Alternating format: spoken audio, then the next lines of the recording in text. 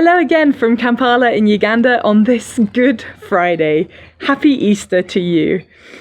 This is a very strange and quiet Easter weekend. I can't remember the last time that I wasn't physically in a church building on Easter Sunday. I'll be able to tune into a virtual service here in Uganda, but it's not quite the same as being there with other people and singing triumphant songs about the resurrection of Jesus. The good news, though, is that it does not matter where we are this Easter weekend or how we are celebrating, because the truth of these great days remains, whether we are in a church building or not. I always found it quite interesting that the day Jesus died came to be known as Good Friday. I doubt it seemed particularly good to Jesus's followers at the time. Yes, Jesus had repeatedly told them that he needed to die and that he would rise again. But the Bible also tells us that the disciples, they struggled to understand his meaning when he spoke to them about what was to come in that way. Instead, the disciples, all of Jesus's followers, those women who we know stood by the cross and watched the Messiah die, they must have felt absolutely heartbroken. It's only with the hindsight of Resurrection Sunday that we can look at the day of Jesus' death and call it good. We call it good because we know what Jesus achieved on that day. He died so that we could live. He died taking every wrong thing that we have ever done, every wrong thing that we will ever do, and nailing it to that cross with his broken body. He died so that all we need to do is come to him and declare him as Lord and know that we get to spend eternity with him. Good Friday is a bit of an understatement, really. It should be Amazing Friday, or Extraordinary Friday, or the very best Friday that ever was. We should be full of hope today, despite the darkness that the world is facing right now, because we know that darkness is absolutely defeated by light. Light a match in a room that is absolutely pitch black, and you'll see how even that tiny, tiny little light pushes back the darkness.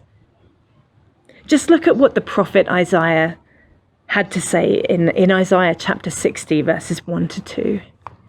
Arise, shine, for your light has come, and the glory of the Lord rises upon you. See, darkness covers the earth, and thick darkness is over the peoples. But the Lord rises upon you, and his glory appears over you. Isn't that just so appropriate for this day? Darkness covers the earth right now.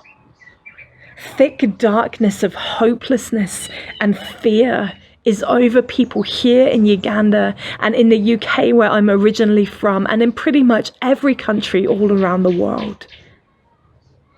But isn't that a wonderful but? The darkness is not victorious, for the Lord rises upon you and his glory appears over you. The light has come. The glory of the Lord is here. This is a weekend of celebration because darkness has been defeated. In Matthew chapter 5, verses 14 to 16, Jesus taught us this. He said, "You are the light of the world. A town built on a hill cannot be hidden. Neither do people light a lamp and put it under a bowl. Instead, they put it on its stand, and it gives light to everyone in the house.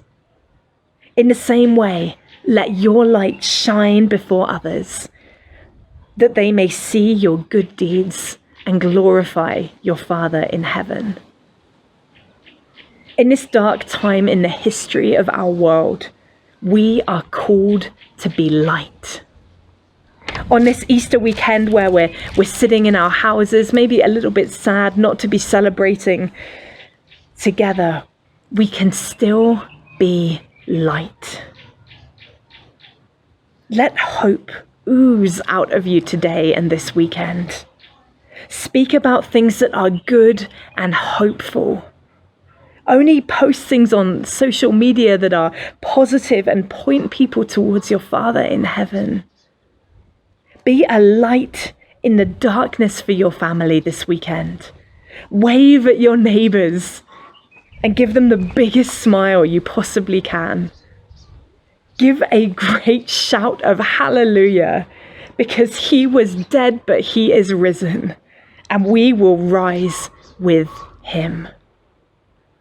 Arise and shine this weekend, and let your hope and your joy be a witness to the wonder of what we remember at Easter time. Thank you so much for being here with me this Easter weekend. I'm praying that God will bless you and your families, that this will be an Easter weekend you remember, not because of the darkness that we see around us, but because of the light that overpowers the darkness. I'll see you again soon.